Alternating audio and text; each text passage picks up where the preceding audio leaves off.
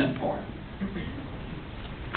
I spoke at a Lincoln Day dinner banquet up in Mountain Home, Arkansas, up in the Ozarks.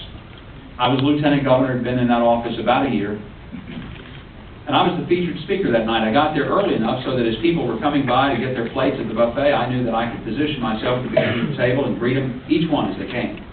So I did that. I shook every hand, talked to every person, had a chance to talk to everybody, and when everyone had had their plates filled and went to be seated, I went over and picked up a plate. I was going to get some food and go in and sit down at the head table before I spoke.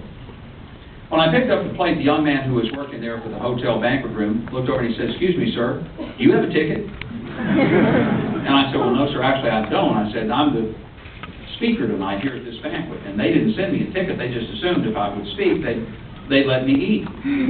He said, "Well, I don't know anything about that. All I know is I was told that if somebody doesn't have a ticket, they're not supposed to get a plate."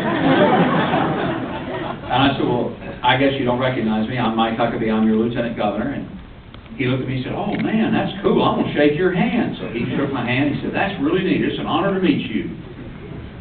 He said, "But I still can't let you have a plate."